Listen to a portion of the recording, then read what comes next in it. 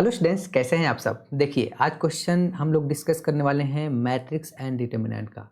तो उसका प्रॉपर्टी सीखेंगे और क्वेश्चन को कैसे अप्रोच करें ये भी सीखेंगे। तो ऐसा नहीं है कि सिर्फ क्वेश्चन ही सॉल्व करेंगे, क्वेश्चन को सॉल्व करते करते आप बीच में उसका प्रॉपर्टीज, उसका जो फॉर्मूला है, कुछ नया चीज़ भी आज सीखने वाले हैं। बहुत ही अच्छा क्वेश्चन है, जेईई एडवांस के लिए इंपॉर्टेंट है। आपको इस टाइप के प्रॉब्लम पर प्रैक्टिस जरूर करना चाहिए। एक बार आप खुद से इस क्वेश्चन को सॉल्व करने की कोशिश करो, आता है या नहीं आता है अपना आप चेक कीजिए कि मतलब कितना कितना मतलब तैयारी है। क्वेश्चन अगर आ गया तो कर पाते हैं या नहीं कर पाते हैं। अगर कर लिया तो कॉन्फिडेंस बिल्डअप होगा, नहीं किया तो आप इसको देखिए, आप सीखेंगे और आपको पता चलेगा कि किसी क्वेश्चन को, इस टाइप की प्रॉब्लम को हम लोग कैसे अप्रोच करें, स्टेप क्या क्या हो सकता है। तो चलिए स्टार्ट करते हैं। देखिए, हमारे पास एक मैट्रिक्स गिवन है जिसका ऑर्डर है गिवन 3। हमारे पास ये कंडीशन है, हमारे पास डिटर्मिनेंट ऑफ एम गिवन है, then find the value of this. देखिए, बहुत ही अच्छा क्वेश्चन है, इसलिए अच्छा बोल रहा हूँ कि ये जो कंडीशन गिवन है, ठीक है ना, ये क्या गिवन है, ये किस टाइप का मैट्रिक्स को रिप्रेजेंट करता है। तो इस ये रिप्रेजेंट करता है ऑर्थोगोनल मैट्रिक्स। देखिए, मैंने बोला कि जब हम सॉल्व करेंगे तो बीच में बहुत कुछ सीखेंगे, ठीक है ना। ऑर्थोगोनल मैट्रिक्स, इसका और क्या फॉर्म हो सकता है, इसका और क्या रिजल्ट हो सकता है डिटर्मिनेंट फॉर्म में, वो हम आपको बताने वाले हैं। देखिए, तो यहाँ पे अगर हमने डिटर्मिनेंट लगा दिया और यहाँ पे हमने ऐसे कर दिया विच इज इक्वल टू आई। आई क्या है, आइडेंटिटी मैट्रिक्स, और इसका डिटर्मिनेंट हमेशा क्या होता है, 1 होता है। ठीक है, अब इसको हम लोग क्या लिखेंगे, इसको लिखेंगे दिस और यहाँ पे लिख लेंगे दी विच इज इक्वल टू 1। अब यहाँ पे आपने सीखा कि अगर दो मैट्रिक्स है ए बी और उसका डिटर्मिनेंट वैल्यू प्रोडक्ट का which is equal to determinant of A determinant of B होता है। देखिए, ये भी हमने सीखा, बोला ना, सीखते जाएंगे। अब इसको हम लोग लिखेंगे दिस और यहाँ पे लिखेंगे this which is equal to 1। अब यहाँ पे कॉन्सेप्ट है कि कोई भी मैट्रिक्स गिवन है आपके पास, ठीक है ना, उसका आपने ट्रांसपोज निकाला और उसका डिटर्मिनेंट निकाला, ये ओरिजिनल मैट्रिक्स का डिटर्मिनेंट के इक्वल होता है।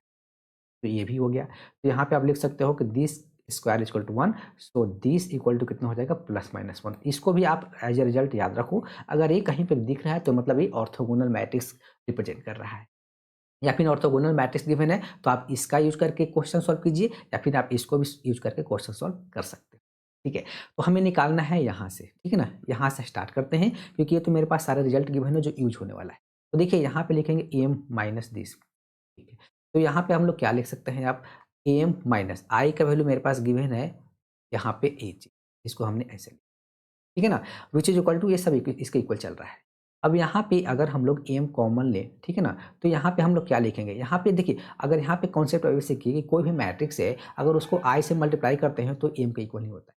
तो यहाँ पे आप ऐसे समझिए कि यहाँ पे आई मल्टीप्लाई था, ठीक है? तो यहाँ पे हो जाएगा आई माइनस, यहाँ पे हो जाएगा एम टू ऐसे और डिटर्मिनेंट, ठीक है, विच इज इक्वल टू। अब देखिए, ये वाला पार्ट, ये वाला प्रॉपर्टीज अगर फॉर्मूला यूज कर लें तो यहाँ पे हो जाएगा आपके पास, यहाँ पे आपका क्या हो जाएगा, यहाँ पे एम हो जाएगा और यहाँ पे हो जाएगा आई माइनस दी। दोनों को अलग अलग कर लिया। इसका वैल्यू कितना गिवन है, 1 गिवन है, तो यहाँ पे ए 1 हो गया। अब इसको सॉल्व करने के लिए देखिए, हमें एम माइनस आई चाहिए, एम माइनस आई।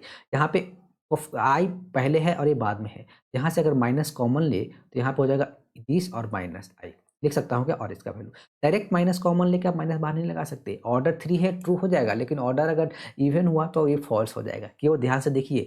अब यहाँ पे हम लोग लिखने वाले हैं -1, यहाँ पे -1 हो गया ना, समझिए। तो -1 पावर कितना हो जाएगा, 3 हो जाएगा, और यहाँ पे लिखेंगे 20 और माइनस। अब देखिए, यहाँ पे लिख रहा हूँ आई और यहाँ पे लिख रहा हूँ टी। क्यों लिखा गया अभी आपको बताऊंगा।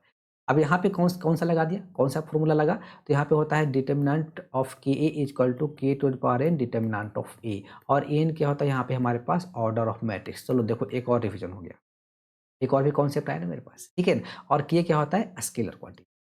देखिए, यहाँ पे -1 था तो -1 का पावर 3, क्योंकि ऑर्डर 3 था, 3 आया। ऑर्डर 2 होता तो 2 होता तो बाहर माइनस थोड़ी निकलता। इसको नोट कीजिए, इस स्टेप को आप नोट कर लीजिए, डायरेक्ट नहीं निकाल सकते। तो विच इज इक्वल टू कितना हो जाएगा, माइनस, और इसको लिखेंगे एम माइनस आई और इसको लिख लेंगे हम लोग 20, ठीक है ना। अब यहाँ पे आपने एक मैट्रिक्स में पढ़ा था कि ए माइनस बी अगर लिखा हुआ है और इसका ट्रांसपोज निकालते हो तो कितना होता है, ए ट्रांसपोज माइनस कितना होता है, बी ट्रांसपोज। ये भी यूज में आ गया ना, बी ट्रांसपोज लिखा हुआ। देखिए, अभी से इक्वल टू अब पढ़ा है आपने। देखिए, कोई भी मैट्रिक्स है उसका ट्रांसपोज और उसका डिटर्मिनेंट ओरिजिनल मैट्रिक्स का डिटर्मिनेंट के इक्वल होता है। तो इसको क्या लिख लोगे आप, एम माइनस आई के इक्वल है लिखा हुआ माइनस में, और ये चल रहा है ए माइनस आई के इक्वल ही, क्योंकि क्वेश्चन स्टार्ट यहीं से तो किया था। ये पूरा पार्ट आपका यही चल रहा है, ठीक है ना। हर जगह आपको मैं ऐसे लिख देता हूँ, यानी कि 2 टाइम्स दिस इक्वल टू कितना हो गया, 0 हो गया, यानी कि डिटर्मिनेंट ऑफ ए माइनस आई का वैल्यू कितना हो गया मेरे पास, 0। ये हमारा आंसर आ गया। देखिए कितना कुछ सीखा। ये अगर रिप्रेजेंट कर रहा है, ये होता है ऑर्थोगोनल मैट्रिक्स, उसका एक कंडीशन ये भी होता है। फिर हमने देखिए यहाँ पे इसको सिंप्लीफाई किया, हमने ये भी सीखा। ठीक है, कितना रिवीजन हुआ। फिर हमने ये किया तो देखिए प्रोडक्ट ये वाला हमने सीखा। फिर यहाँ पे ये वाला फॉर्मूला हमने सीख लिया। ठीक है ना, देखिए ये फॉर्मूला हो गया, आपके पास ये वाला हो गया। ठीक है, आपके पास ये वाला हो गया। मैं थोड़ा सा ऐसे कर देता हूँ। ठीक है, ये सब चीज़ें यहाँ पे हो गया। ये तो वही 3-4 फ़ॉर्मूले हमने यूज़ किए इसमें, तो काफ़ी कुछ रिवीजन भी हो गया, क्वेश्चन भी सॉल्व हो गया। तो इस टाइप के क्वेश्चन पे प्रैक्टिस करना चाहिए और करते रहिए। प्रैक्टिस रेगुलर कीजिए, प्रैक्टिस कभी मत छोड़िए, प्रैक्टिस रेगुलर करेंगे तभी आपका कॉन्सेप्ट भी क्लियर होगा और कॉन्फिडेंस भी बिल्डअप होगा। और क्वेश्चन को आप बहुत स्पीड के साथ सॉल्व भी कर सकते हो जब आपका प्रैक्टिस रहेगा। ज़बरदस्त! Thank you.